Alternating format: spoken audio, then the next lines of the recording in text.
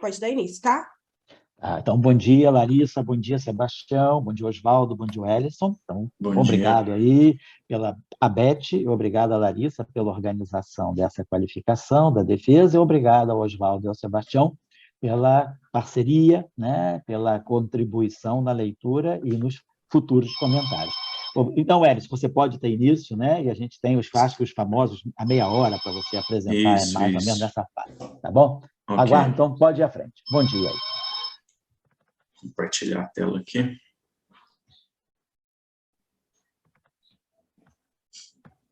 Estão todos vendo a minha tela aí? Vamos. Ok. Então, esse é um trabalho, né, que eu fiz em colaboração com o Felipe de Fabrizi sobre Maxwell-Chern-Simons vórtices num cenário com paridade e reversão temporal, com simetria de paridade e reversão temporal, sobre a supervisão do professor Elael. Então, a apresentação vai ser, basicamente, fazer uma breve introdução sobre o que quer dizer, o significado de vórtices do cenário, uma breve passagem sobre o que significa vórtices, né, no modelo mais simplificado, no primeiro modelo.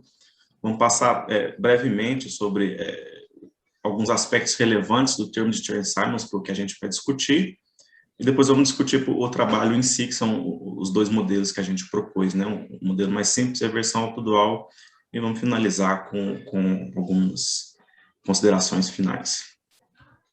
Então, esse trabalho é baseado em dois papers, né, que eu e o Felipe fizemos. Um já está no Archive, está submetido para publicação, esse vórtices no modelo de Maxwell-Chern-Simons paridade invariante, está no Archive. E tem esse segundo trabalho, que é a versão autodual, que também já está no Archive e foi publicado na PLB esse ano. Eu coloquei essa frasezinha aqui de um filósofo, ele é ocidental, mas ele ficou conhecido por divulgar a tradição oriental aqui no Ocidente, né? Ele diz essa frase, né, que o homem sofre apenas porque leva a sério o que os deuses fez por diversão. Então, física para mim é uma diversão, então só queria compartilhar com vocês tudo que a gente está aprendendo e divertindo, né, nesse tempo todo aí que a gente está no doutorado. Então, vamos começar com essa frase que está esse relato que está no livro de mecânica analítica do Nivaldo, né, do Scott Russell. Ele fala, né, eu estava observando o movimento de um barco que estava sendo rapidamente carregado por baixo de um estreito canal por um par de cavalos, quando o barco de repente parou, mas não a massa de água no canal que ela tinha colocado em movimento. Ela se acumulou ao redor da proa da embarcação num estado de violenta agitação e, de repente, abandonou, deixou ele para trás, rolando para frente com uma grande velocidade, assumindo a forma de uma elevação grande, solitária, arredondada, suave, bem definido, um monte de água, né, que continuou seu curso ao longo do canal, aparentemente sem mudar sua forma ou diminuir sua velocidade. Eu segui montado a cavalo e ultrapassei, seguindo de uma taxa de 8 a 9 milhas por hora, preservando a sua forma original por 30 pés, em altura de um pé e meio, mais ou menos. Sua altura gradualmente diminuiu e depois de seguir por 1 ou 2 milhas, eu perdi nas curvas do canal, né? Isso foi no mês de agosto de 1834. Essa foi meu primeiro encontro, ao acaso, com esse fenômeno singular e bonito, né? Esse é o relato de J. Scott Russell, em 1834. Isso ficou... No Nivaldo, né, ele define, né, são configurações de campo com energia finita e localizada que viajam sem mudança de forma ou diminuição de velocidade, são chamados de ondas solitárias. E ondas solitárias que sempre reemergem depois do contato, né, de colisão, são conhecidos como solitons.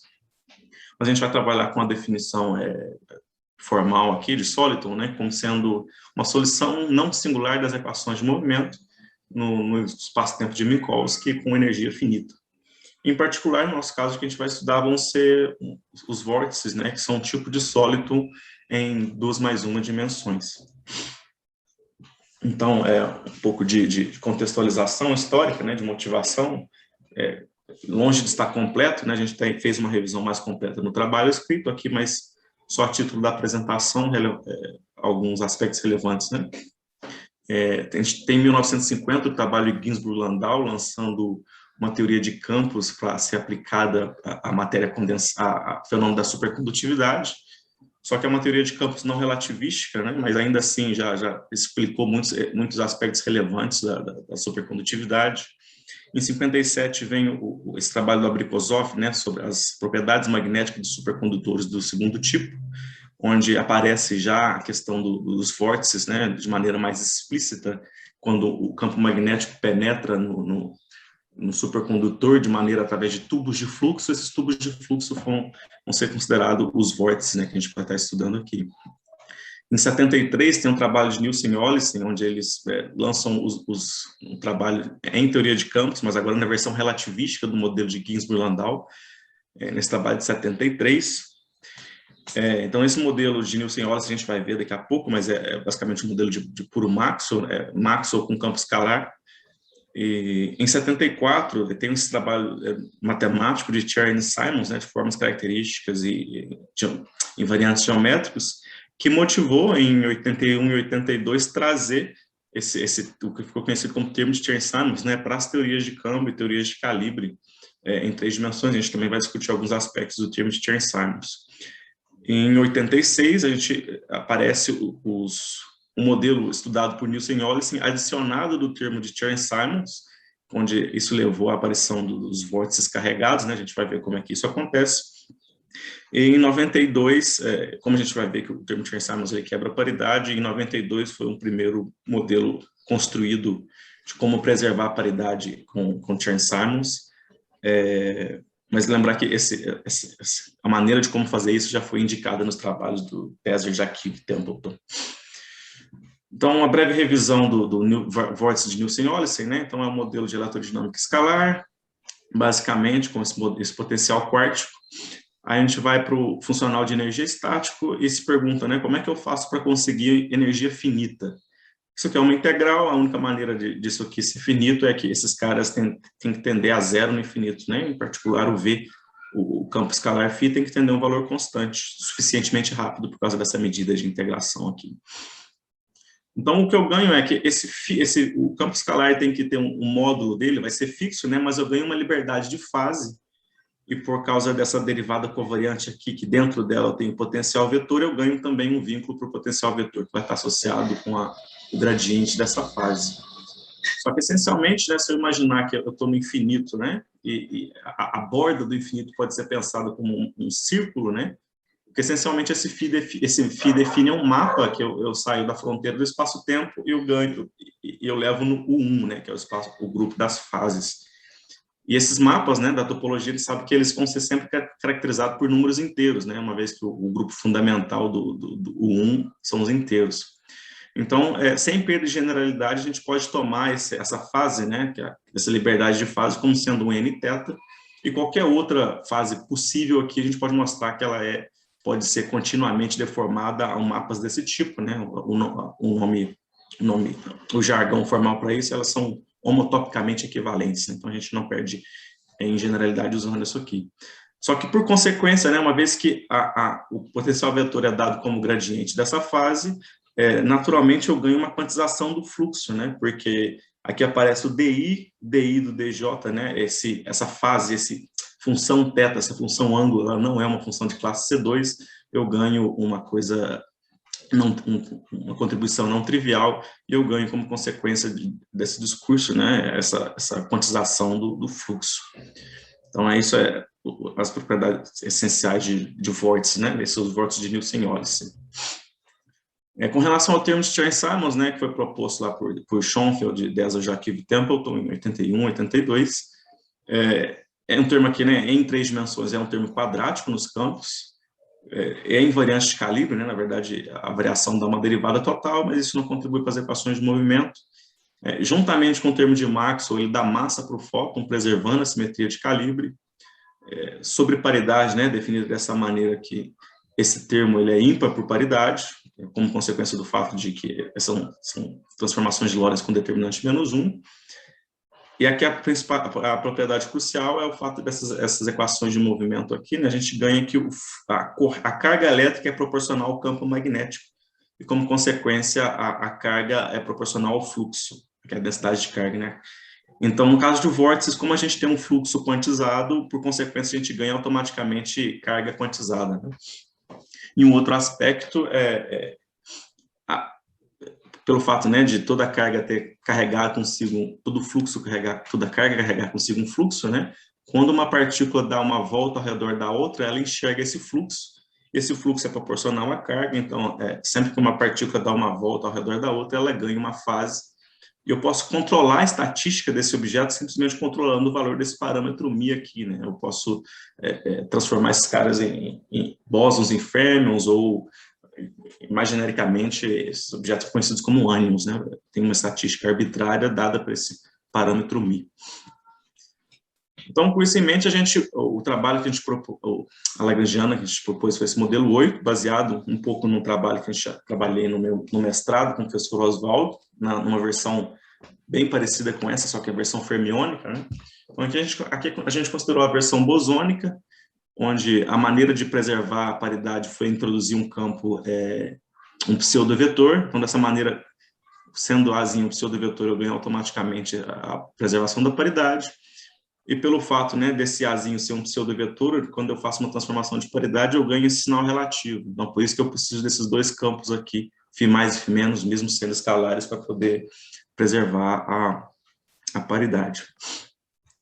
Então, essas são as simetrias, né? A gente tem, por ter dois campos de calibre, a gente ganha automaticamente duas simetrias U1, também, né? Cada uma com suas especificidades. Então, se a gente vê que φ mais e φ menos são carregados com cargas opostas com relação a essa segunda U1, e aqui está a definição das transformações, né? A gente vê que esse Azinho sempre se transforma de maneira oposta, de maneira a compensar as trocas de sinais que veriam do termo de Chern-Simons.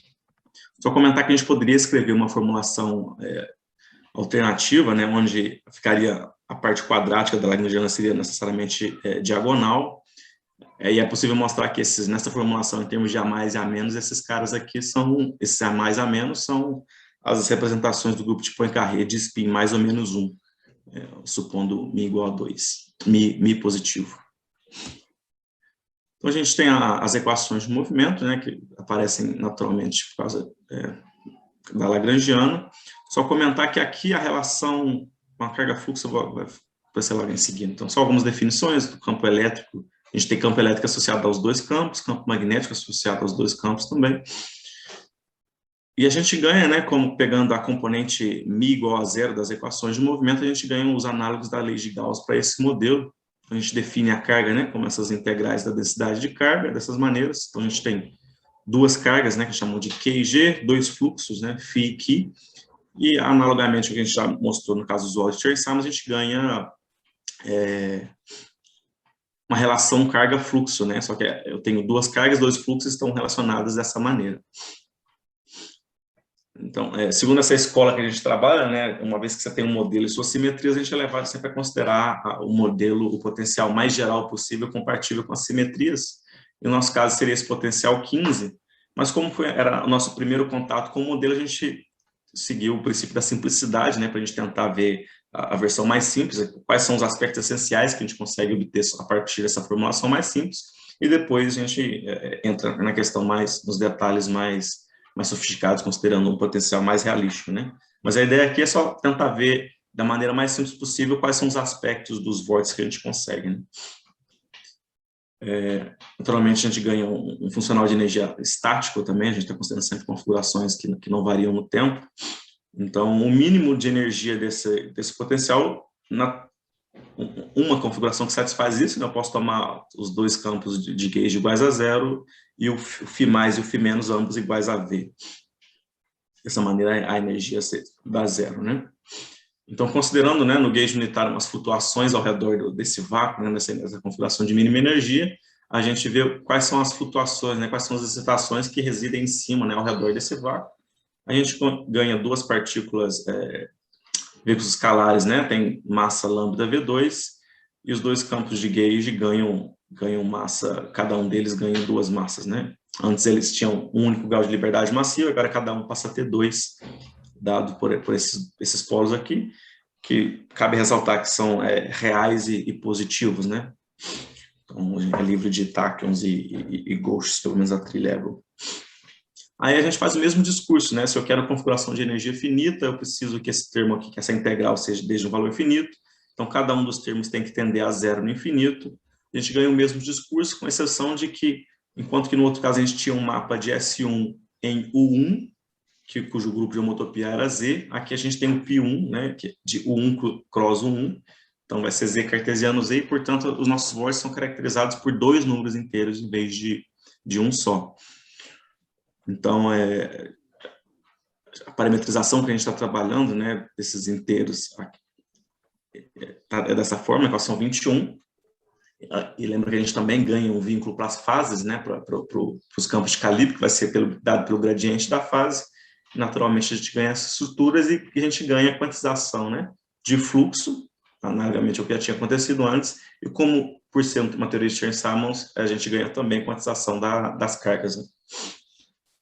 Então, a gente basicamente propôs um ansatz, né, com simetria radial, que é padrão, geralmente, para investigação de vórtices, e basicamente substituímos esses ansatz nas equações de movimento e resolvemos numericamente, né.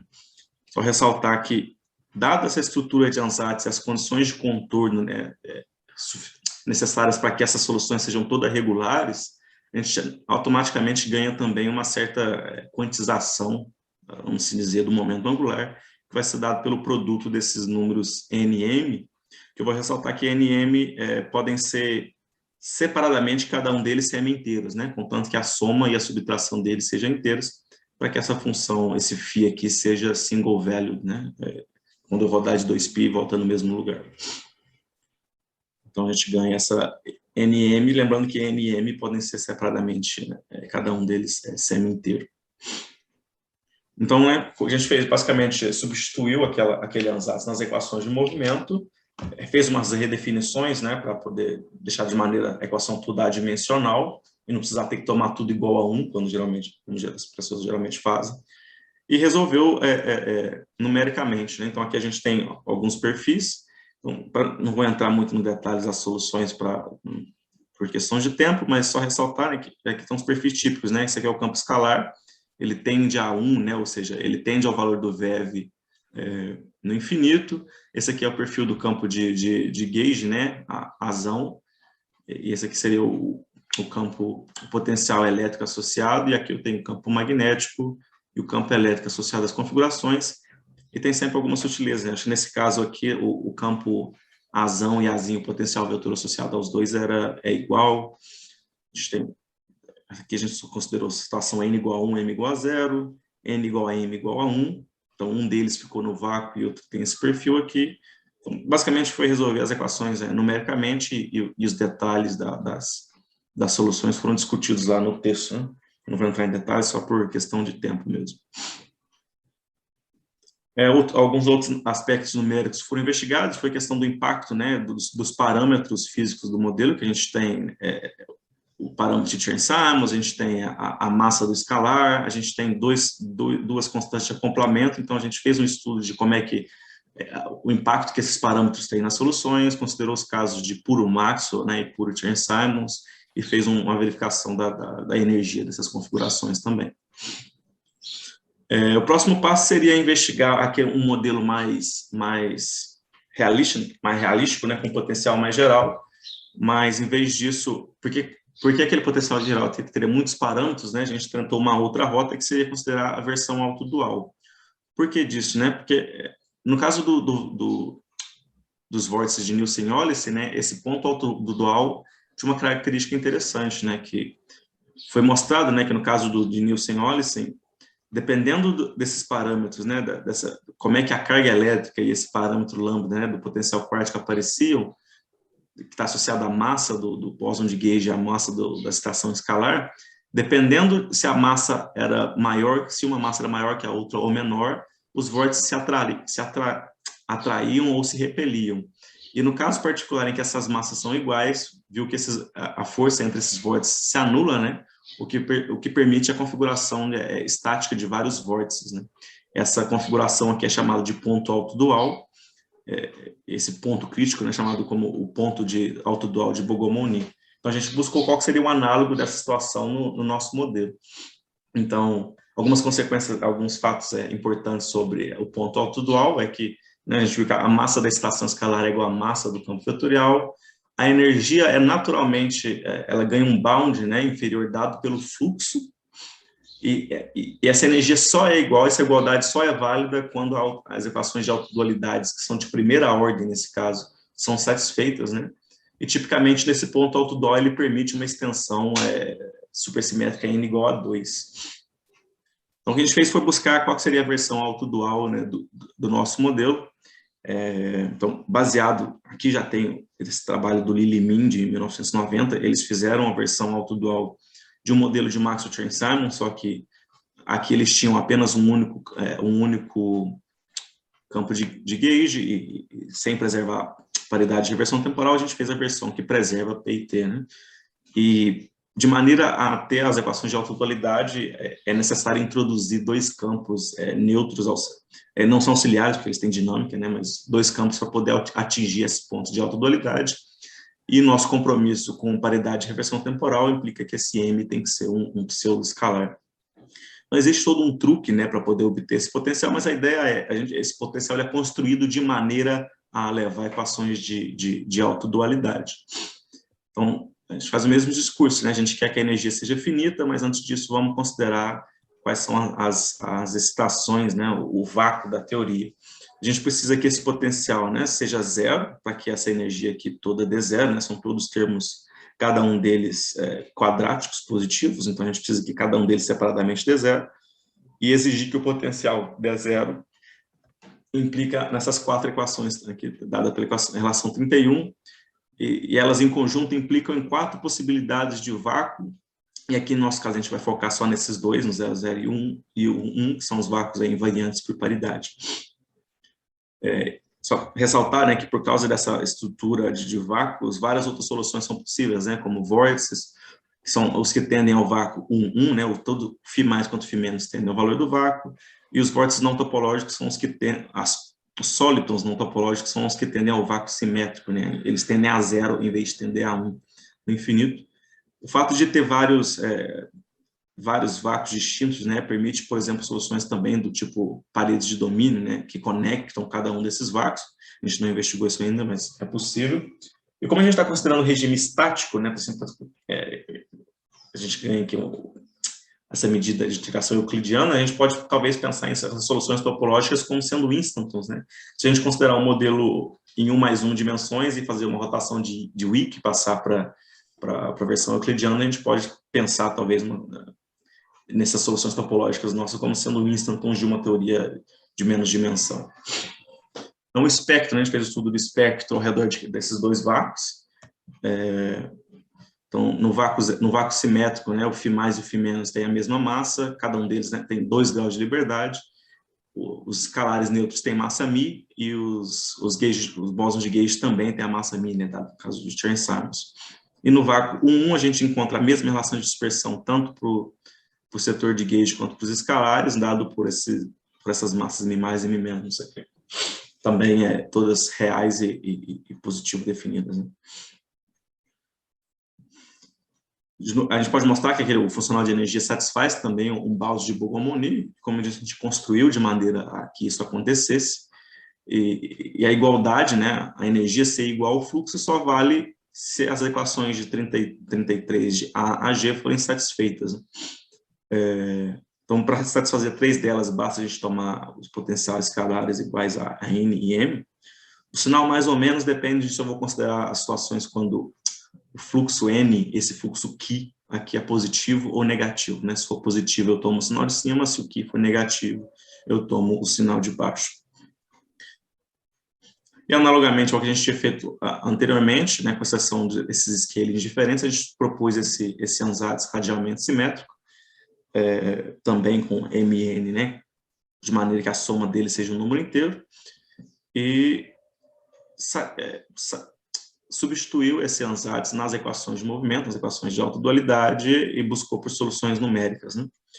Aqui, nós acho que a gente não impôs um ansatz para os potenciais os potenciais vetores, porque por causa das equações 33A, naturalmente a gente relaciona o comportamento do φ com o potencial vetor, né? Aqui dentro eu tenho as derivadas covariantes, aqui eu tenho o potencial de gauge aqui dentro, eu relaciono o comportamento, como está aqui na 36, né? Eu consigo ganhar o Azão e o Azinho, os potenciais vetores, em termos dos comportamentos do F+, e F-.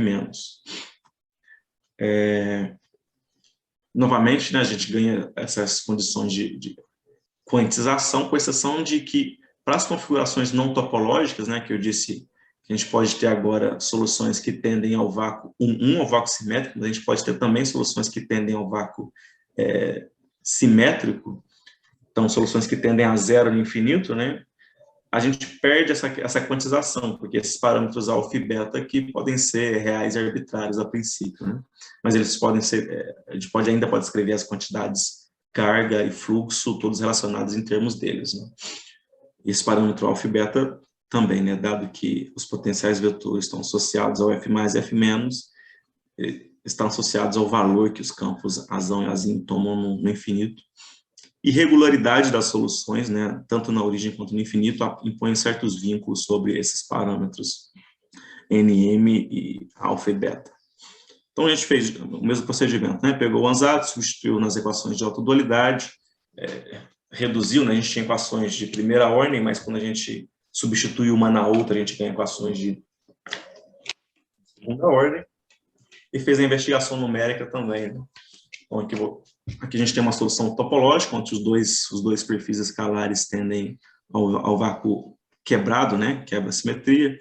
Aqui a gente tem o campo Azão e o Azinho, né, e os potenciais elétricos também. Aqui a gente tem campos magnéticos e elétricos, que, de novo, também não vou entrar em detalhes por questão de tempo.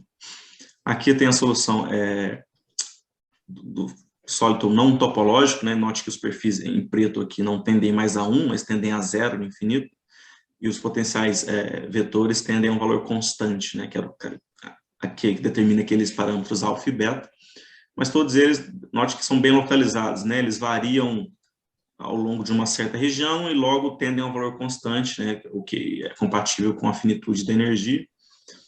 A gente também fez um estudo de variações de parâmetro, né, como é que o parâmetro de Chern-Simons influencia no valor do campo elétrico e magnético, como é que as duas constantes de acoplamento que aparecem, como é que elas influenciam no comportamento do campo magnético e do campo elétrico. A gente fez uma tabela também com as propriedades físicas para facilitar, né, então só note que no caso topológico aparecem números bonitinhos, né, associados sempre a esses N e M de maneira bem simples, enquanto que para soluções não topológicas, né, fato que dependendo daqueles parâmetros alfa e beta arbitrários, a gente ganha esses parâmetros não quantizados aqui, não necessariamente quantizados.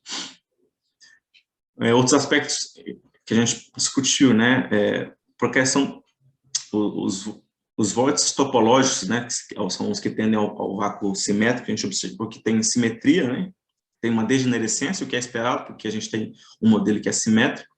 Então, encontrou essa degenerescência, 2 vezes 2n mais 1, que motiva a perguntar, né, se tem alguma simetria por trás e tal. A gente fez uma discussão de comparação de energia com o modelo que a gente considerou anteriormente, e o autodual, e a gente identificou uma coisa que era esperada, né, que no caso autodual, isso a gente não tinha interação, o que era esperado, mas a gente tem que investigar com mais detalhes isso aqui.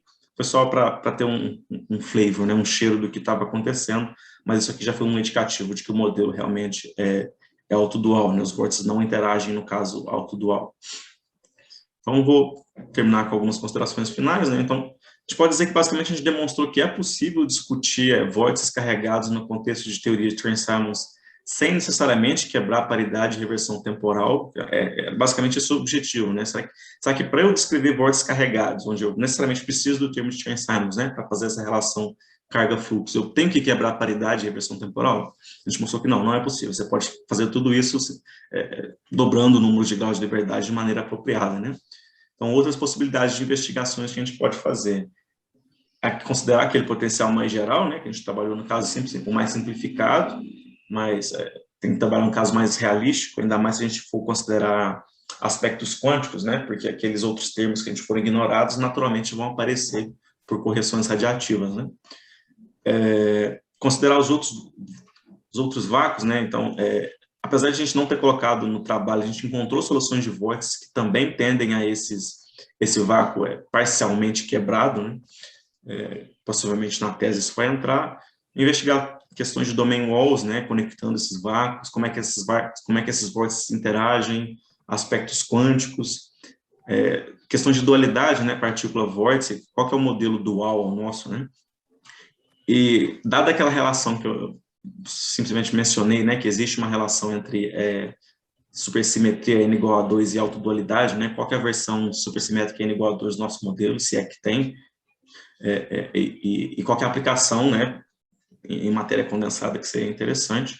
Então, inclusive no texto eu coloquei algumas referências recentes de trabalho de supercondutividade discutindo exatamente a questão da presença de simetria de paridade de reversão temporal em supercondutores não convencionais. Trabalhos desse ano e do ano passado. Então, agradecer no fim da apresentação, e só uma cena pós-créditos aqui, né, que a gente já encontrou qual que é a versão supersimétrica n igual a 2, que exatamente reproduz o modelo escalar que a gente propôs, né, que foi construído por um outro caminho. O modelo que a gente tinha construído para obter esse potencial foi via logomonia, equações de autodualidade. A gente, seguindo o caminho da supersimetria, a gente encontrou o modelo e naturalmente ganhou o potencial que a gente tinha proposto nesse último trabalho. Isso aqui possivelmente vai entrar na tese e vai um outro trabalho também. Enfim, muito obrigado.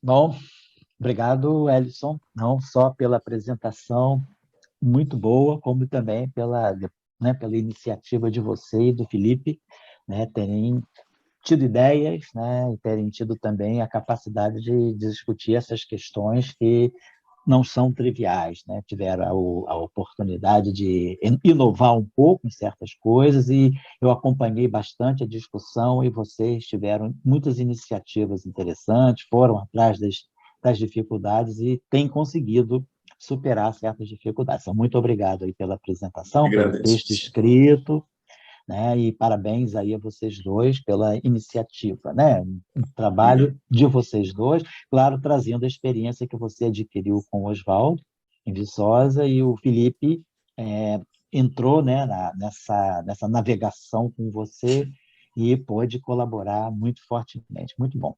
Então, eu queria passar a palavra ao Oswaldo e ao Sebastião. Entre nós não tem mais distância, menos distância, né?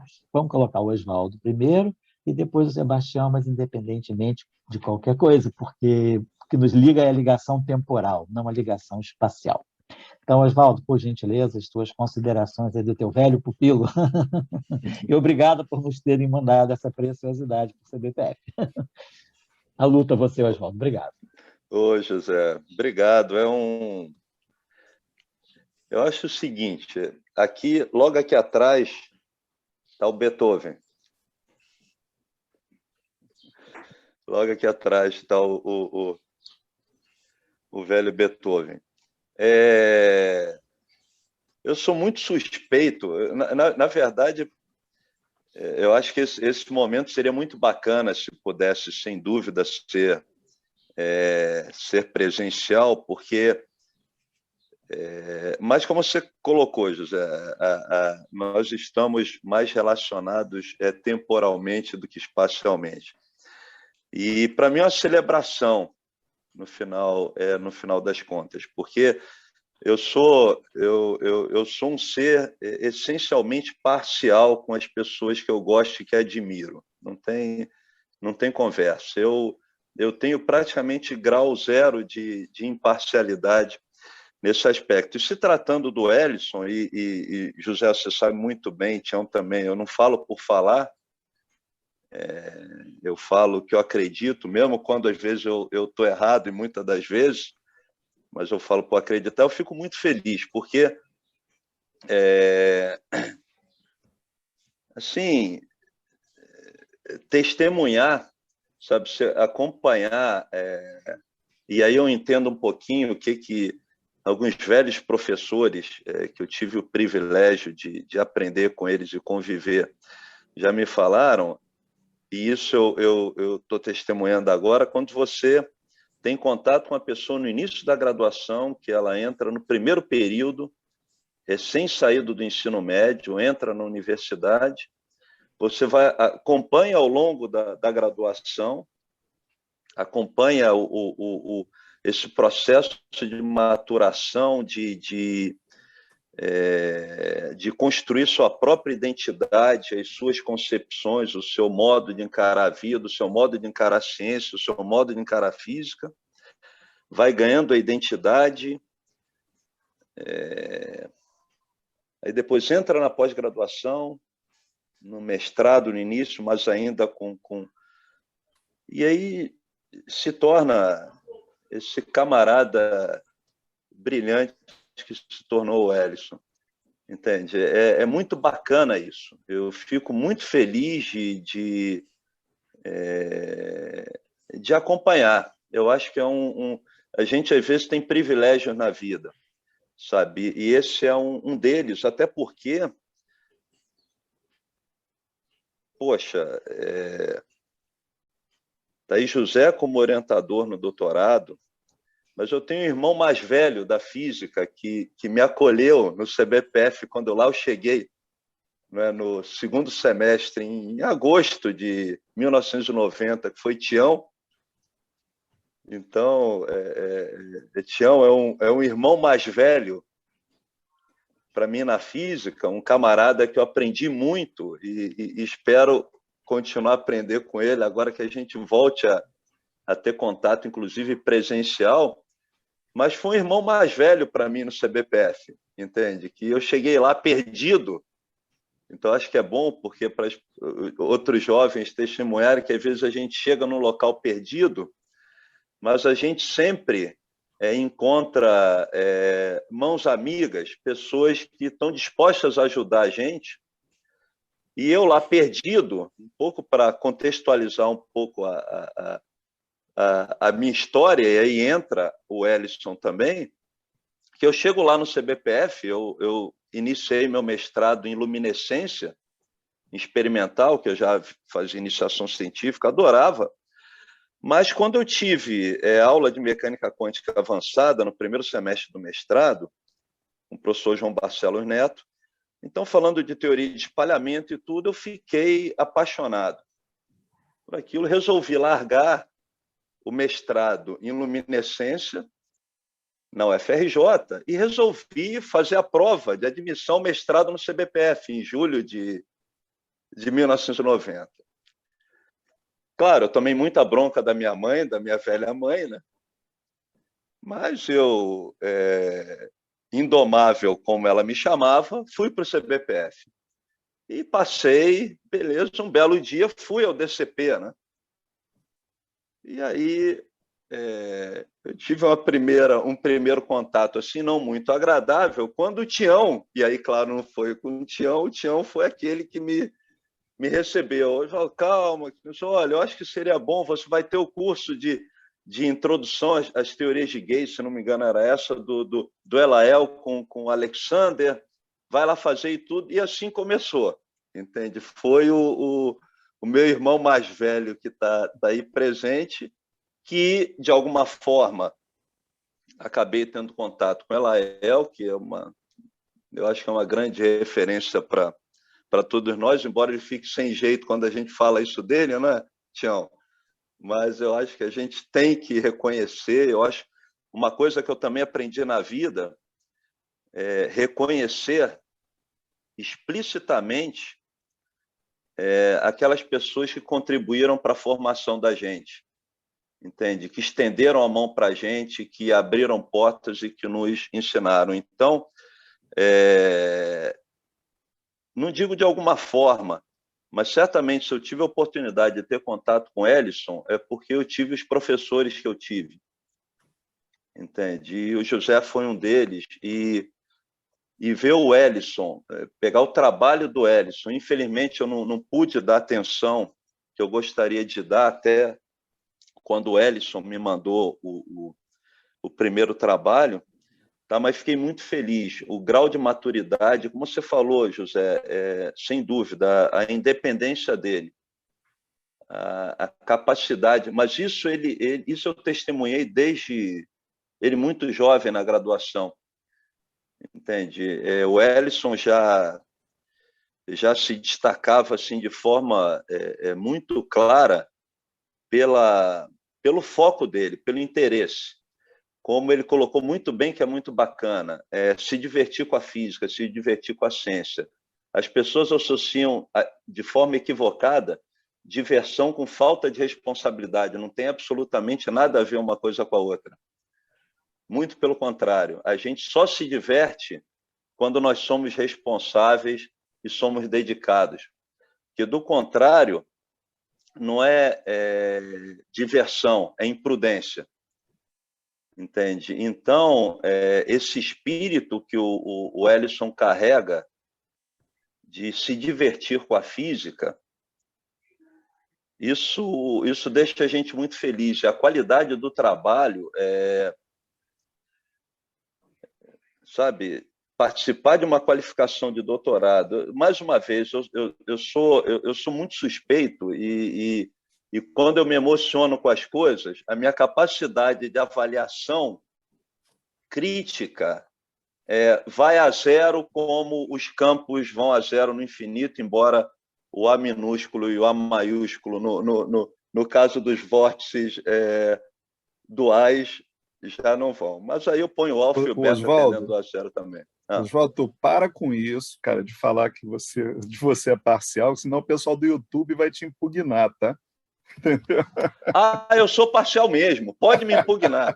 Não tem problema, eu sou parcial pra caramba, extremamente parcial, pode me impugnar. Então, eu só tenho assim a falar, claro, foi bacana também, porque a primeira vez que eu vi o trabalho, depois eu até mandei uma mensagem para o Ellison, e aí eu acho que na apresentação dele ficou bem clara a questão, pelo princípio da simplicidade, né, que eles consideraram, em primeira abordagem, para fazer uma análise mais simples, mas não fácil, mas mais simples do modelo, considerar o potencial até quarta ordem. Mas eu fico muito curioso depois vocês fazerem com até sexta ordem no potencial, que a estrutura de vácuo fica uma estrutura mais rica, né? Mais rica, embora certamente mais complexo para fazer, mas o Ellison, foi muito bacana que na tua apresentação ficou bem claro, e não é nenhuma surpresa isso, até porque a gente também aprendeu isso com referências que nós temos, o José, que é uma coisa chamada honestidade científica. Entende? Se é considerado alguma coisa, que seja, porque fica mais simples para abordar, primeiramente, o problema, essa justificativa, é a sinceridade científica, a sinceridade acadêmica. Então, foi muito bacana, Ellison, resultados muito legais, e, de fato, essa questão, às vezes, essas quebras de paradigma, eu acho que caso vocês queiram trabalhar com o modelo não abeliano, por exemplo, um modelo muito bacana, que é o modelo da Jaquiv e do Pi, quer dizer, do Jaquiv e da Pi, tá? Que eles quebraram também um paradigma muito bacana, que ficava do ponto de vista, e isso é um trabalho muito interessante deles, que a gente gere massa para os campos de gauge, no caso não abeliano. Inclusive, a gente tem que necessariamente quebrar paridade. Então, eles propuseram um modelo muito bacana, e eu acho que essas quebras de paradigma, elas são muito interessantes.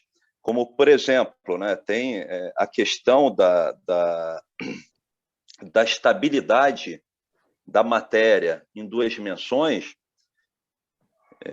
foi quebrada com aquele trabalho experimental maravilhoso do Gaimel Novoselov, do grafeno. Entende? Quando todos todos em termos, né, acreditavam que não poderia, dado o trabalho do Landau e separadamente do Peirce também, que não teria como ter matéria estável em duas dimensões. Entende? E se verificou que Landau e Peirce estavam errados. Isso acontece, né, em ciência. Então, muitas das vezes, certas coisas já estabelecidas e já reconhecidas como imutáveis, a gente costuma ter surpresas. Então, essa questão que você colocou, Elison, dos vórtices carregados, né? Tá, isso é uma coisa muito bacana. Então, Elison, siga o trabalho, eu fico muito feliz, tá, de ver o nível do seu trabalho, tá, a capacidade que você desenvolveu a sua capacidade de abstração, a sua capacidade de propor modelos, de propor coisas, quer dizer, José mostra uma maturidade, entende? Que é a maturidade que um doutor deve ter, entende? De independência. Aprender, a gente sempre aprende. Teve uma vez que Olivier estava lá em Viçosa, e eu perguntando algumas coisas a ele, quando logo depois eu ia lecionar alguma disciplina lá na graduação, no ciclo profissional, e teve um estudante que fez a seguinte pergunta, foi bacana, falou: Vado, você ainda pergunta coisas para os seus professores? Eu falei: claro. Aí ficou assim, eu falei: olha, aquela lorota que os discípulos superam os mestres é lorota, porque os mestres também evoluem. Os mestres também evoluem. Hã? Não, senhor. Os mestres também evoluem, entende? Aqui o Ellison já superou, já me superou, pelo menos. A mim também. Não, a mim também superou, entende? Aqui, nesse caso, sim. Mas necessariamente não, entende? Então, o bacana é o seguinte, é que eu falei: não, eu pergunto a eles. Quando eu tenho dúvida, eu pergunto. Eu pergunto por quê. Eles também evoluem, eles também, com o tempo, vão aprendendo mais, se tornam mais sábios, mais conhecedores. Então, sabe, que eu tô emocionado pra caramba, entende? Porque quando o Ellison me mandou a mensagem, falou que gostaria que eu tivesse na banca, isso foi um... Vado, sabe, eu sou muito suspeito para... Vado, dizer uma coisa para você. Quando você diz que o mestre nunca te supera porque os mestres também evoluem, os mestres só evoluem por causa de seus estudantes. Se não fossem seus estudantes, a gente não evolui, a gente ficaria cristalizado. Então, se há alguma coisa de verdade do que você falou, é porque os estudantes são a base dessa nossa evolução. Sim, então, sim, José. E isso que você falou é muito verdade, sim, porque as relações que nós tivemos lá desde o início da graduação, tá? Por exemplo, no caso com o Ellison, e não só com o Ellison, com os outros estudantes, isso é que você colocou, isso é uma coisa que eu falo para eles, o que me motiva ainda, que mantém assim essa vontade de trabalhar com pesquisa, essa curiosidade toda, é catalisado por eles, entende? Os momentos que a gente tem de discussão lá na sala 211, lá no departamento de física, de ir para o quadro, discutir as coisas, os questionamentos que eles colocam, as propostas que eles colocam, entende? Então, isso daí é muito motivador. E aí, quando você testemunha, quer dizer, quando você via aquele, entre aspas, aquele garoto lá no primeiro período da graduação fazendo Física 1, e aí depois você pega o artigo escrito por ele, que não foi uma colaboração comigo, quer dizer, mostra a independência, quer dizer, não pode se nem dizer que teve, ali teve uma influência direta. Não, então isso, ainda mais, José, num período tão difícil, como ainda passamos, entende? Quer dizer,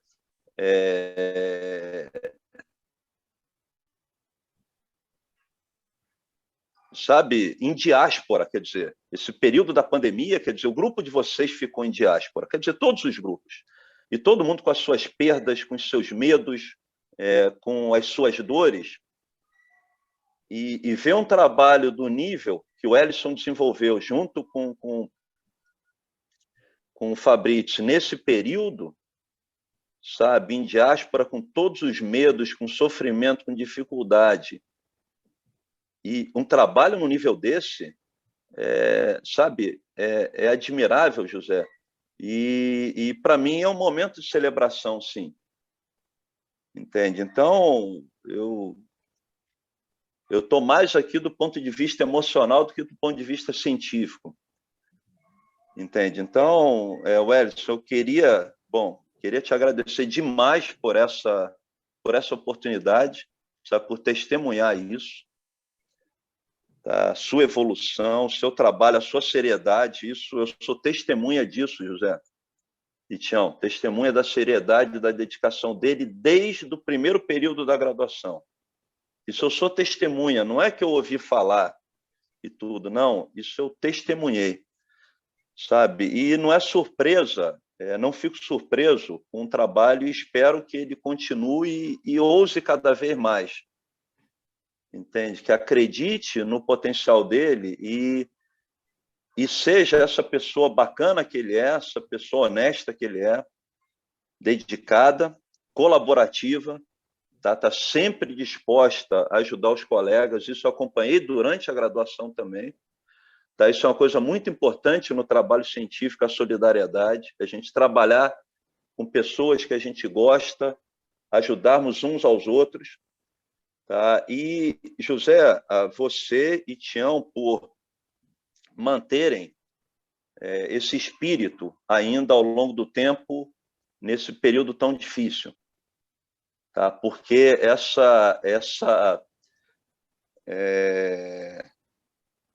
esses dois vórtices que se encontraram aí, o Ellison e o Fabrites, quer dizer, esses vórtices que encontraram, isso é um processo espontâneo que acontece, sim, mas acontece porque vocês potencializam isso. Entende? Desde o início, que foi o que eu testemunhei em 1990, quando lá cheguei. Novamente, esse camarada que eu adoro, flamenguista que eu adoro, que é o Tião, sempre fez isso com a gente, sabe? Ele sempre procurou, como você, José, de nós trabalharmos juntos e nos ajudarmos e aprendermos uns com os outros, sempre com humildade, com seriedade, com responsabilidade, mas com muito carinho. Entende? Então, o Ellison e o trabalho dele também é fruto disso. Entende? Com todo o potencial que ele tem, com toda a dedicação que ele tem, com toda a seriedade, com toda a capacidade, se não fosse esse espírito que ainda é mantido, apesar de tudo, entende? Apesar de todas as tormentas, esse espírito ainda é mantido. Então, eu queria agradecer a vocês dois, tá? A você, José, a você, Tião, porque esse ambiente é que permite um camarada tão capaz, tão sério e tão honesto como o Ellison crescer como ele cresceu, entende? Então, vê-lo como já era, como um colega de trabalho, mas vê-lo agora, esse cientista maduro que ele já é, isso deixa a gente muito feliz, entende? Muito mesmo. Então, queria agradecer demais. Tá? E depois, coisas no futuro, até ligadas ao trabalho, isso a gente conversa ao longo do tempo. Eu quero um dia, eu estou aqui no Rio, está aqui Beethoven comigo, tá? Eu quero um dia encontrá-los, tá? Lá no CBPF, porque eu estou com a saudade tremenda de vocês. É claro que isso ajuda, mas o abraço, entende? É exatamente isso. Deixa eu ver, aqui junto ainda tem o Beethoven ali, ó. Isso está certinho. Tá?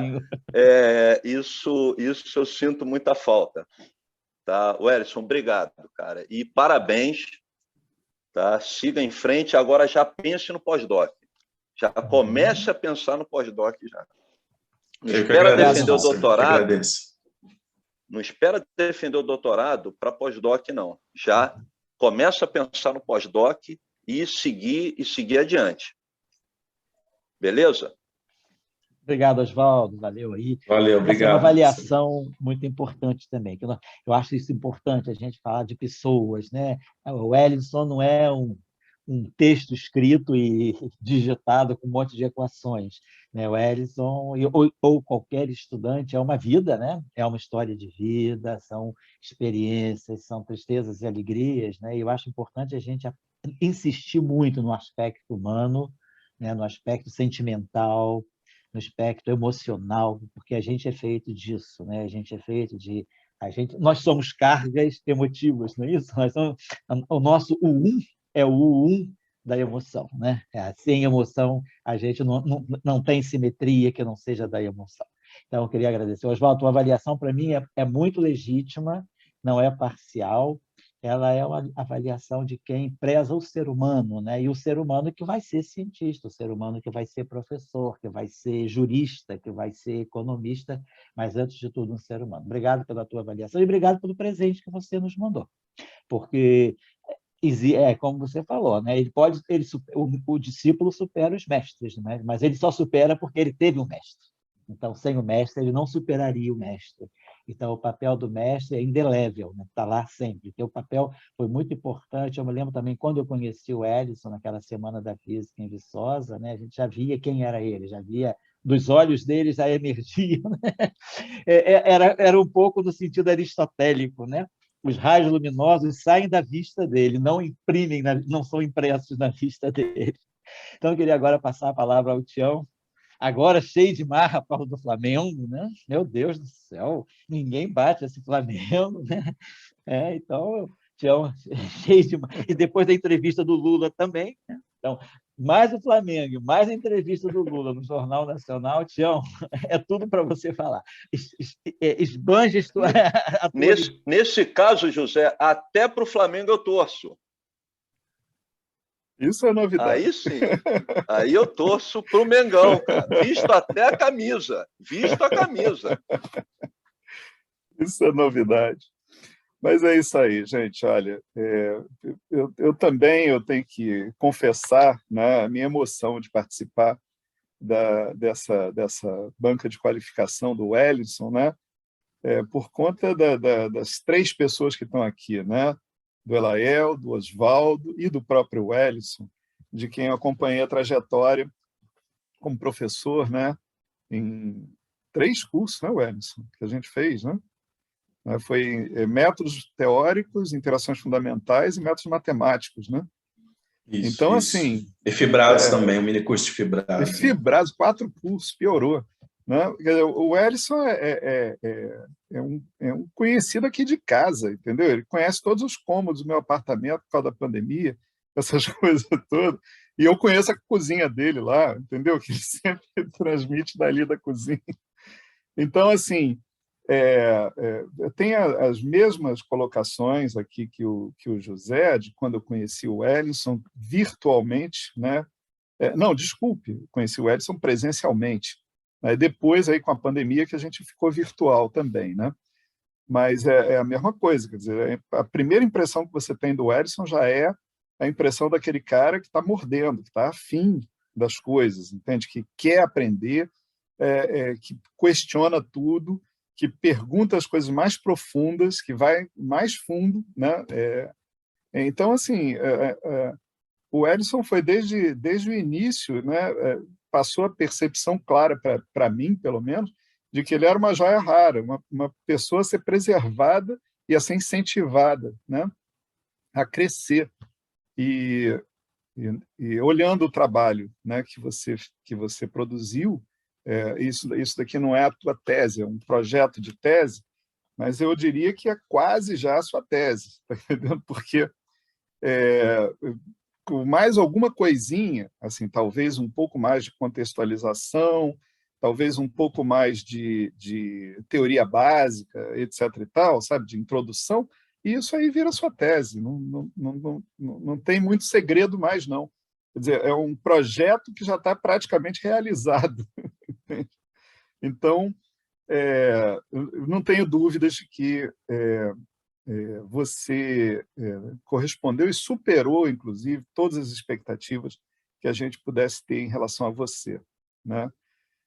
Deixa eu fazer só umas duas perguntas que dizem respeito a dúvidas básicas e meio estúpidas minhas, né? De pessoa de fora, né? Aí depois eu termino a rasgação de seda aqui, entendeu? Por enquanto, deixa eu parar com a rasgação de seda por enquanto, depois eu rasgo mais um pouco. Tem uma primeira coisa que eu não entendi, isso é uma coisa que eu não entendi, né? Não estou perguntando pegadinha nenhuma. E você sabe, né, Wellington, que eu não pergunto pegadinha nunca, né?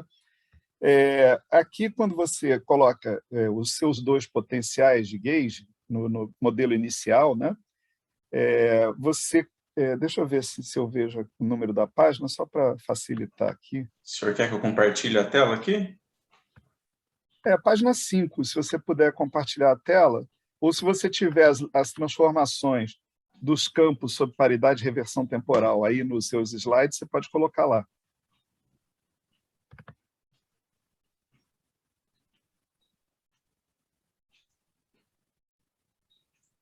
Aqui. Isso, pronto, aí mesmo. Então, aí eu fiquei com uma dúvida, né? Porque você está dizendo que o AMI pequeno é um pseudo-vetor, e o AMI grande, em tese, seria um vetor normal, né? Bom, se o cara é um vetor normal, ele não deveria ter esse menos na frente por transformações de reversão temporal. E se o outro é um pseudo-vetor, ele deveria ter um menos na frente sobre transformações de reversão temporal, né? Porque tanto o determinante da paridade quanto da reversão temporal é -1, né? Aí, o que houve aí? Tipo assim, ou você, por causa de 3 dimensões, você tem essa liberdade de fazer isso? Você fala especificamente da reversão temporal, né? A paridade está beleza. Você disse, o cara é um pseudo-vetor. Então, Sim. essas duas leis de transformação são as que eu espero de um pseudo-vetor, né? Agora, para a reversão temporal, eu esperaria também o sinal contrário dos dois. Sim. Porque uma maneira de pensar nisso vamos pensar só na parte de vetor, né, desse quadro, desse trivetor aqui, a parte vetorial dessas duas componentes. Geralmente, quando a gente vai fazer teoria de formalismo canônico, né, interação eletromagnética, aparece momento canônico menos potencial vetor, não é isso? P menos E a vetor, Sim. ou mais E vetor, sim.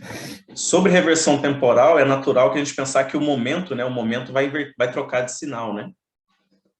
O momento linear apenas troca de sinal. Então, se eu quero que o momento linear troque de sinal, eu preciso que as componentes espaciais do vetor AMI também troquem de sinal, né? Então, esse é um argumento heurístico. O outro ponto é pensar do ponto de vista da derivada covariante, né? Dentro dessa derivada covariante, eu tenho um I aqui, e sobre reversão temporal, a reversão temporal ela é antilinear e antiunitária, né? Então, esse I vai virar um menos I. Então, esse menos que está aqui, de certa maneira, para compensar essa antilinearidade que vai atuar aqui.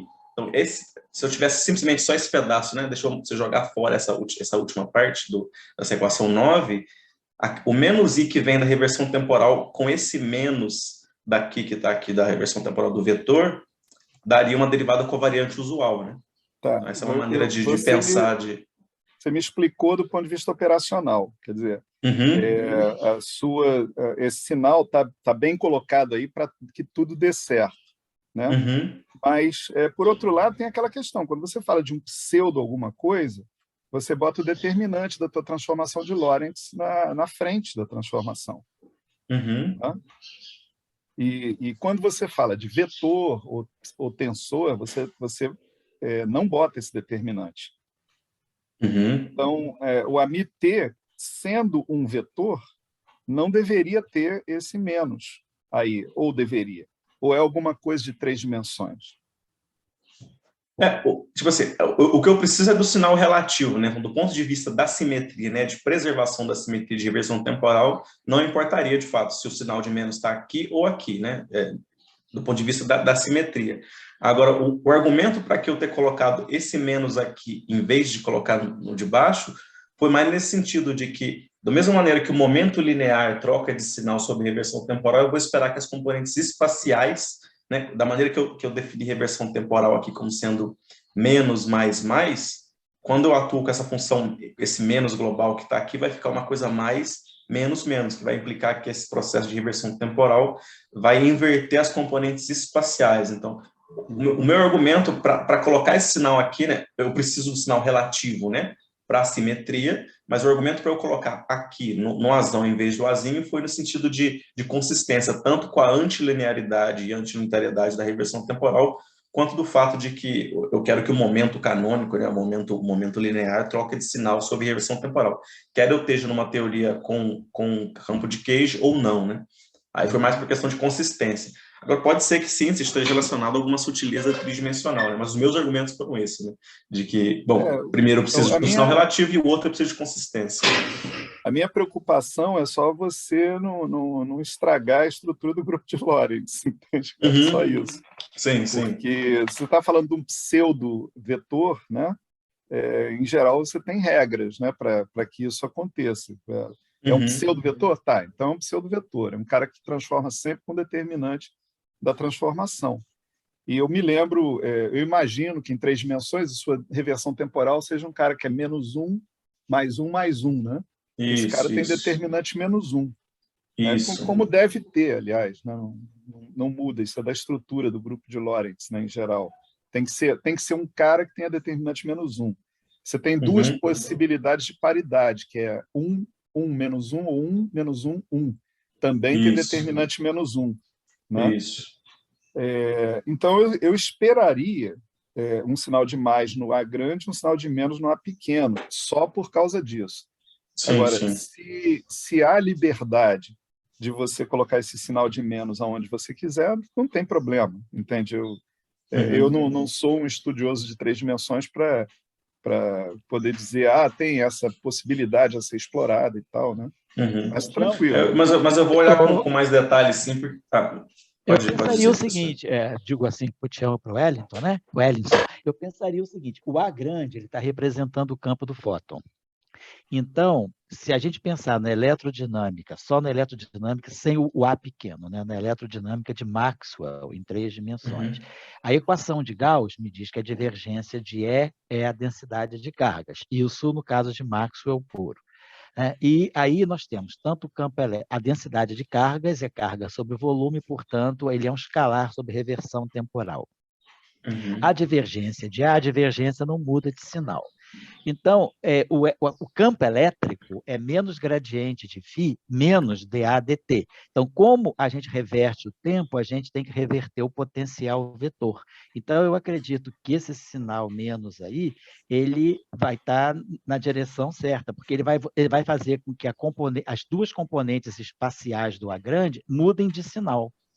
E a componente escalar se mantém, porque é o gradiente de φ dA dt. Quem tem que mudar de sinal por reversão temporal não é o potencial elétrico, é o potencial magnético.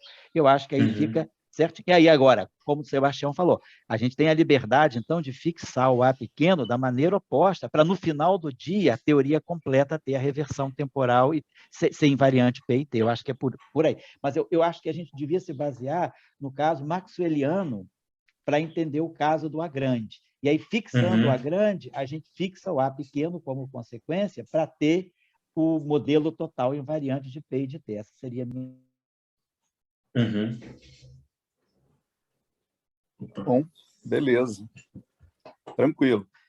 Se dá tudo certo assim, agora, só uma outra observação ainda correlata, vocês parecem colocar muita ênfase na preservação de P, né? Então, embora vocês construam um modelo invariante por PT, mas você só coloca ênfase mesmo, né, na questão de P, né? T tem algum papel aí? Quer dizer, tem alguma importância de você preservar T, de fato, nessa história? Não, na verdade, tipo assim, para o que a gente estudou, não, porque como a gente estudou vórtices, né, e ainda no regime estático, a gente não considerou interação entre os vórtices nem nada, essa é uma simetria do modelo, mas não faria diferença para esse estudo que a gente fez de ter ou não reversão temporal, né? Só que a gente partiu do princípio, bom, qual vai ser o grupo mais geral possível de simetrias que a gente pode ter aqui. Mas, de fato, para o estudo que a gente fez, ela não é essencialmente necessária. A gente lidou com configurações estáticas. Né? Quer dizer que ainda resta uma esperança para mim, né? Quer dizer, você, de repente, se você trocar esses dois sinais, você perde sua simetria T, mas dane-se, não tem problema não. Isso é uma questão importante. Isso é uma questão importante, porque tem até trabalhos que vão nessa direção, de procurar sistemas em matéria condensada, né, com violação de T, né? Então, essa é uma questão realmente que está assim, na programação, de se buscar possibilidade de ter violação de T. Eu posso dizer também que, do ponto de vista daquele, pelo menos do caso autodual, né, como a gente aquela estrutura de vácuos que aparece aqui, a gente focou nesses dois vácuos, né, esse vácuo 00 e o 1, porque sobre paridade eles vão nele mesmo, né? Mas esse vácuo 01 e o 10 em si, eles quebram os dois, tá? Eles quebram tanto a simetria de paridade quanto a de reversão temporal, né? Que lembra que φ mais e φ menos sobre paridade vão um no outro, né?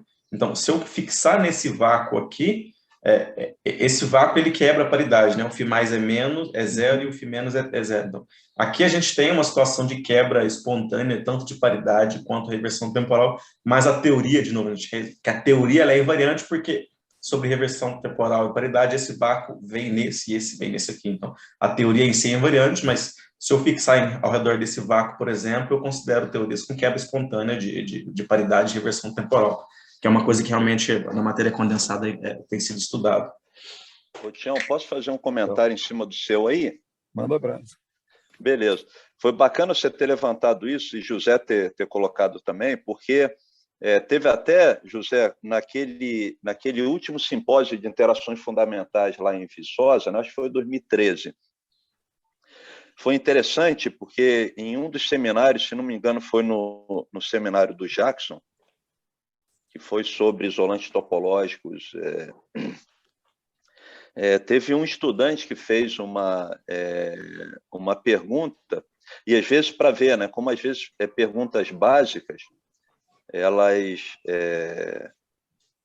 às vezes, aqueles mais experientes, né, às vezes escutam perguntas básicas, acham que são perguntas triviais, quando na verdade não são.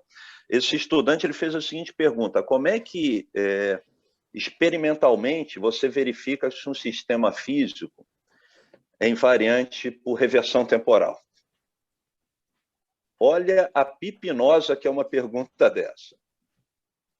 Entende? E aí o interessante, José, eu não sei se você lembra, mas eu estava, inclusive, como chairman dessa sessão, eu percebi, assim, algumas risadinhas, alguns comportamentos um pouco irônicos de alguns lá mais experientes que lá estavam.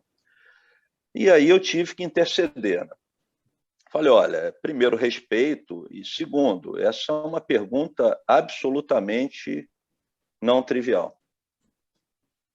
Então, indiretamente, o que, em princípio, se faz é que você, assumindo que CPT é uma invariância, então você assume, a priori, que CPT se preserva, e aí, se você tem conservação da carga, quer dizer, você tem simetria por C, você viola P, então, em princípio, você violaria T, a reversão temporal. Então, na verdade, indiretamente. Você verifica se há invariância por paridade. Se não houver invariância por paridade, indiretamente, seria uma medida indireta, assumindo que CPT é uma simetria, então, em princípio, violaria-se também a reversão temporal.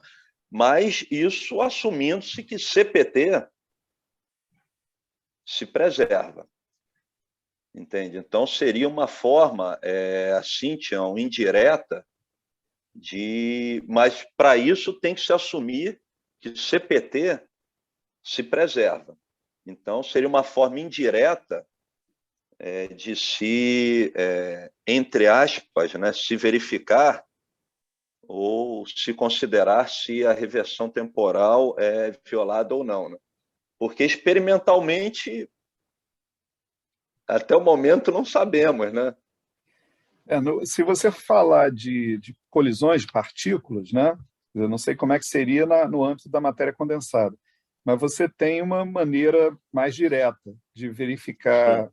violação de T, por exemplo, sozinho, sem falar de CPT, sem falar de nada, que seria você pegar a reação em questão, você pega partícula 1 mais partícula 2, dando partícula 3 mais partícula 4, aí você troca os papéis, você bota partícula 3 e 4, dando partícula 1 e 2, né?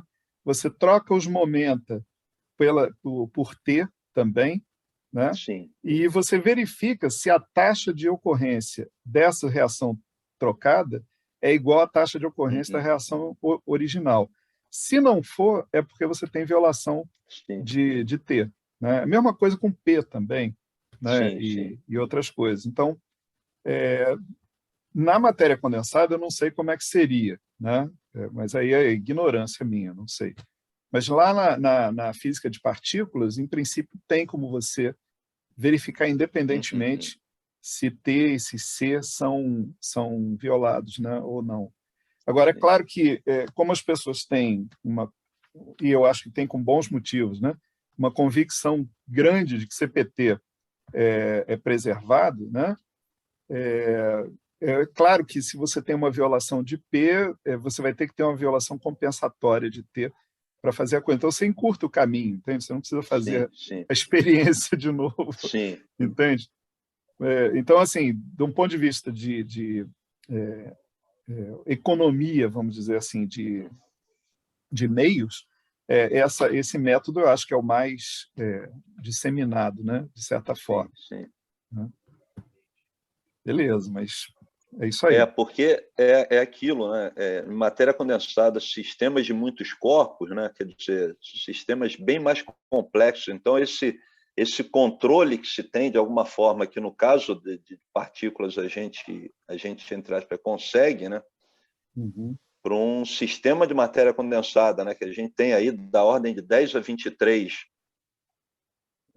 elementos, a coisa fica bastante complicada, né? E deixa eu fazer uma última perguntinha, então, o Wellington, também de leigo, né? Como as únicas perguntas que eu consigo fazer são essas, perguntas de leigo. Essas perguntas que derrubam. Né?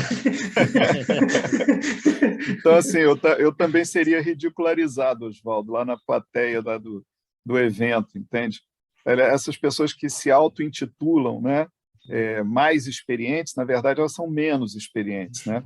Elas deveriam dar mais valor, né, para uma pergunta honesta, sincera, do que uma pergunta que você não sabe aonde que vai chegar, do que para perguntas que você sabe onde vai chegar e você está fazendo sacanagem. Né? Então, enfim, comentários. Né? Você aplicando esse modelo de vocês, né, de vórtices e tal, a física da matéria condensada, eu vejo, do meu ponto de vista de leigo, uma dificuldade. Eu não conheço outro campo de gauge na realidade, que eu conheço só o campo eletromagnético, né, na matéria condensada, pelo menos. Né? E como é que é isso? Quer dizer, lá na física da matéria condensada que você vai abordar, como é que você interpreta esse segundo campo de gauge? Como é que você esconde ele, vamos dizer assim?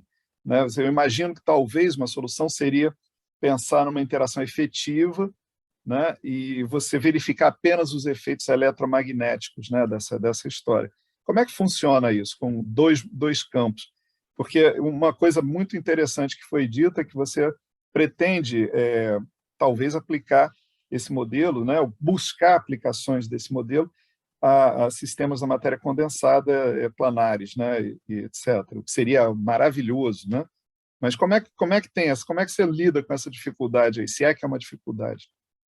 Não, de fato, é um ponto bem sutil, mas existem saídas, de fato, na matéria condensada, onde a saída que eles chamam de campos, pseudocampos de gauge, né? Tipicamente, você considera, por exemplo, eu posso modelar, às vezes, interações das excitações, por exemplo, das excitações do tipo elétron da rede, da maneira como elas interagem com as vibrações mecânicas ou com fótons, ou com fônons, né?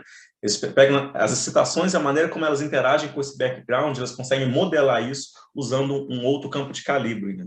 Eu já vi formulações, por exemplo, onde eles pegam o próprio... tem aqueles modelos de magnetização, né? Onde eu tenho, acho que é de Heisenberg, eu não sei, que são modelos de spin. A versão contínua se leva no modelo de CP1, se não me engano, modelo tipo CP1. Aí eles pegam esse campo de CP1 e levam uma formulação onde eles mapeiam esse campo de CP1 num campo de gauge. Eles chamam esse campo de campo estatístico, que seria esse campo azinho que a gente está trabalhando, né? Então, essencialmente, a gente pode pensar desses caras não como tempos fundamentais, né? Porque, de novo, até onde a gente se sabe, só tem um fóton. Mas, do ponto de vista da matéria condensada, como eu tenho várias excitações, eu tenho vários personagens atuando, às vezes conseguem modelar as interações entre os sistemas via um campo de gauge U1, às vezes até com campos não abelianos também. Isso também acontece. Legal.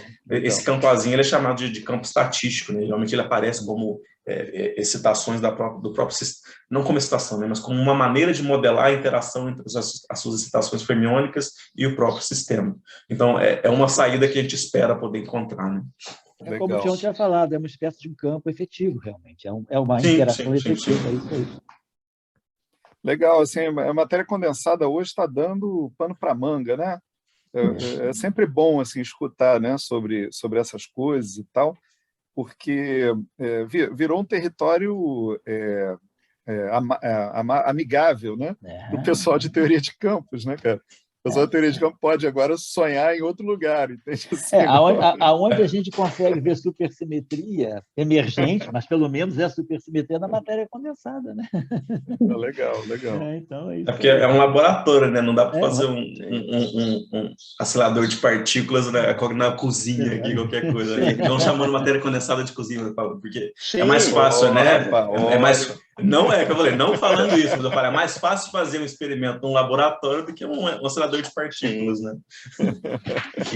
E o bacana é que essa questão da emergência, né? Uma vez um colega, não, mas vocês de física de partículas trabalham com reducionismo. Eu falei, como assim? Você ainda está com aquela visão que a gente fica fraturando a matéria? Não, muito pelo contrário. Um espalhamento próton-próton é emergente. Você produz uma densidade de energia tão grande que do vácuo emerge um montão de coisa. Você não está quebrando nada. Então, tem um viés tão equivocado que às vezes se tem ainda com esse... Tem que se criar, é uma coisa impressionante. As pessoas não conseguem viver em paz, tem que ter guerra. Entende? É uma coisa impressionante. Tudo é motivo para se ter Aí você tem que falar, eu falei, cara, você tem um fônon é tão emergente quanto um elétron.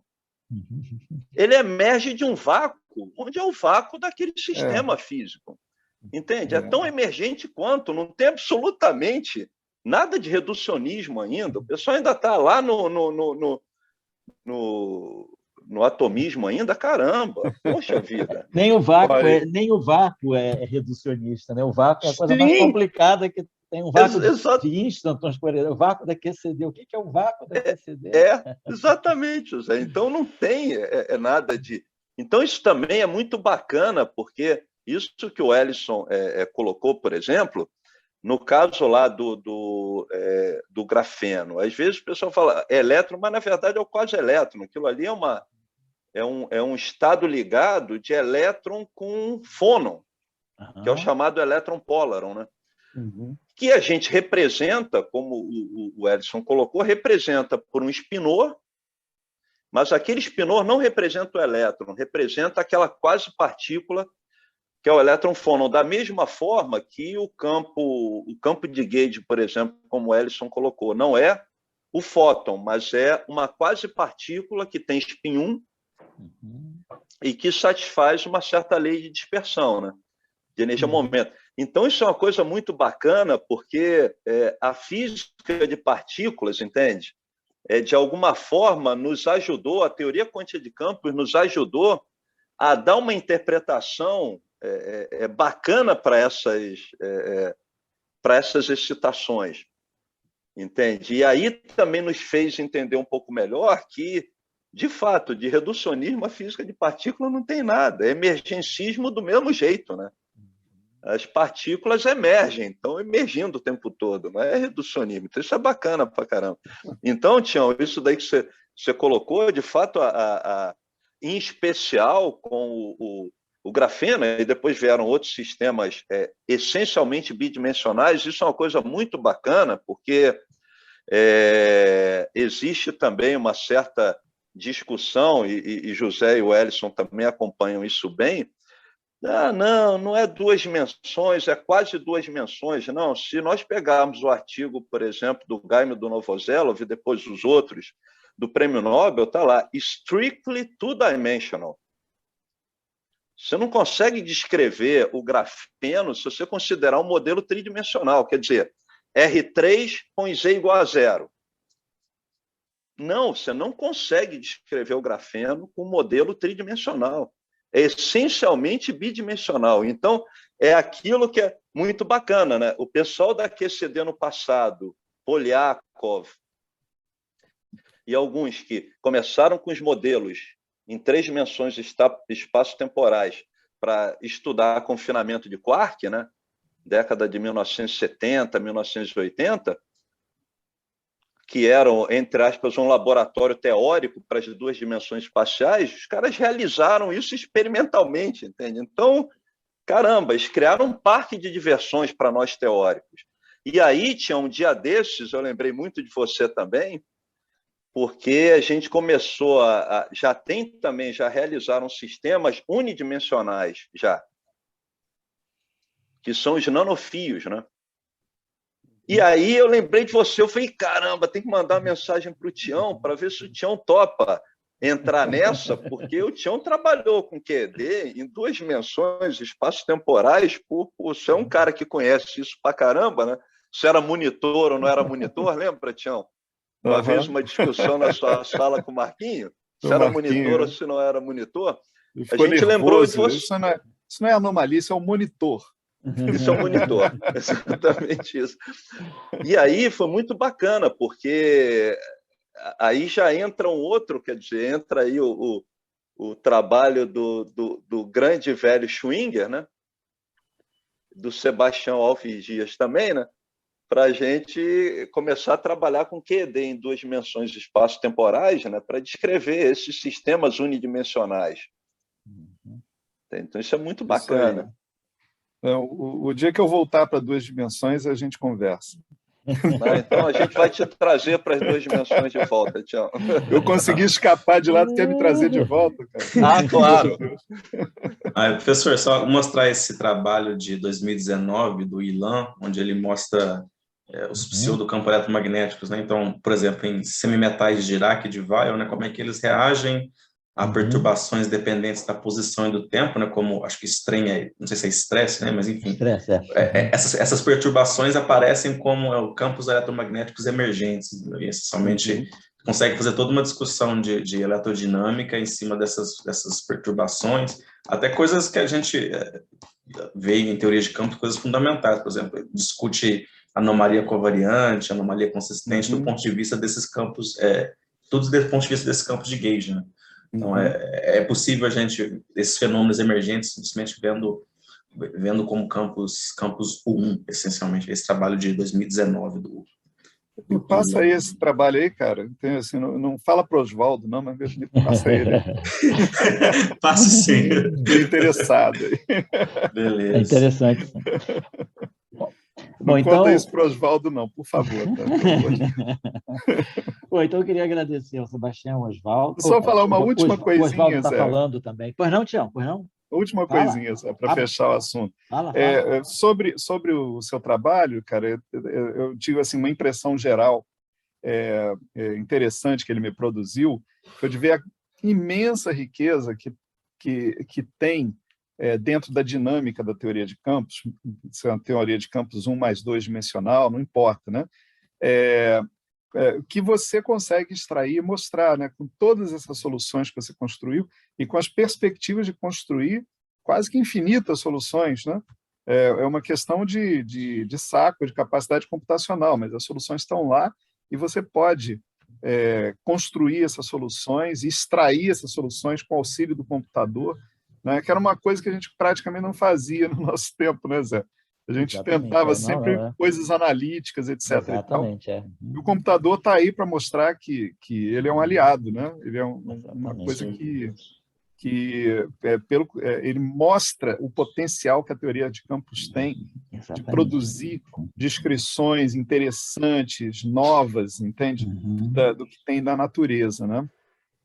E só para finalizar, eu queria dizer, assim, ó, voltando à rasgação de seda, né, Oswaldo, que o Wellington ele também dá continuidade a uma geração muito importante, né, que a gente teve recentemente, né, lá no terceiro andar, né, lá naquele corredor, malfadado corredor, né, Zé, de Iraquistão, né, a gente são de ouro também, Exato. né, lá atrás, uma geração da qual a gente sente muita saudade. Eu encontro com o Colato de vez em quando, eu falo assim, a gente está precisando de sangue velho, o Colato. Não quero sangue novo, não quero sangue velho.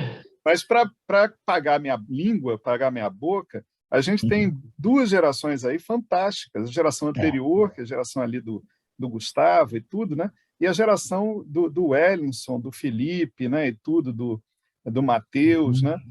Sabe, são pessoas maravilhosas que estão trabalhando profundamente, trabalhando duro, trabalhando com independência, trabalhando em conjunto, né? Como a gente sempre gostou de estimular, né?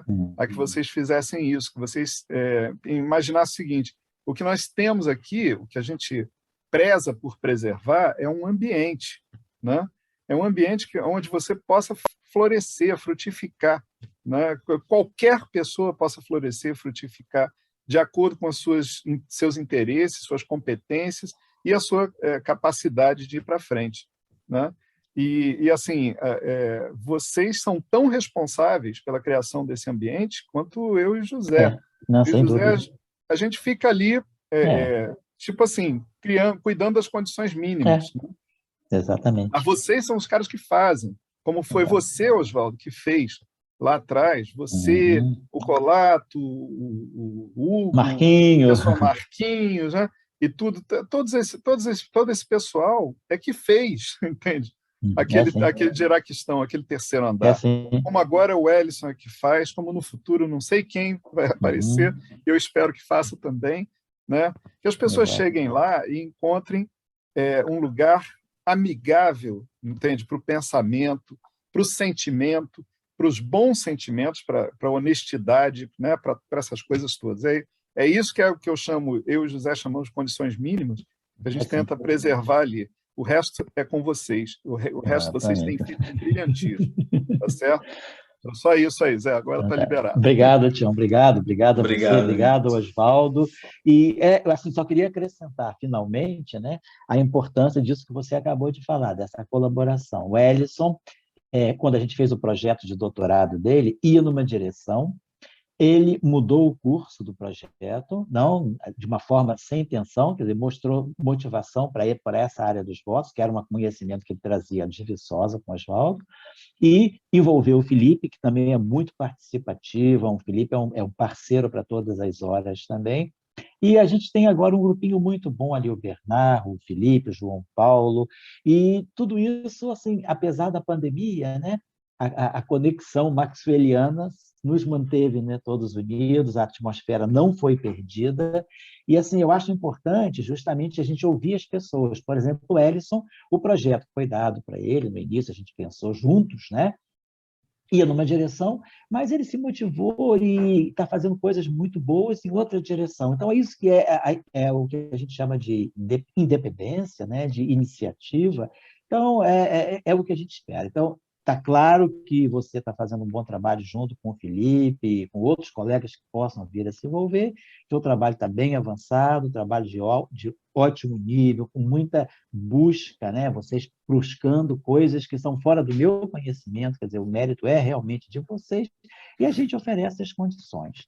Então, eu queria deixar agora, como na qualificação, o orientador sai de cena junto com o candidato e ficam o Oswaldo e o Sebastião, que vão fazer o relatório, e eu retorno a palavra à Larissa ou à Beth para que elas agora com vocês dois instruam, depois tem um relatório que vocês mandam e eu fico de fora junto com o Ellison, né, como é normal na qualificação. Mas só para terminar, eu gostaria de agradecer a Larissa e a Beth por todo o envolvimento, a organização, e-mails sempre respondidos com precisão, nunca nada fica sem resposta, nada fica sem esclarecimento. Deixar o nosso abraço ao Ricardo, né, que está se recuperando e que também é uma peça fundamental para a manutenção do PIBIC, por exemplo, e das bolsas, né, o homem que cuida das bolsas, é o Paulo Guedes da Coedu, não, Paulo Guedes não, desculpa, não.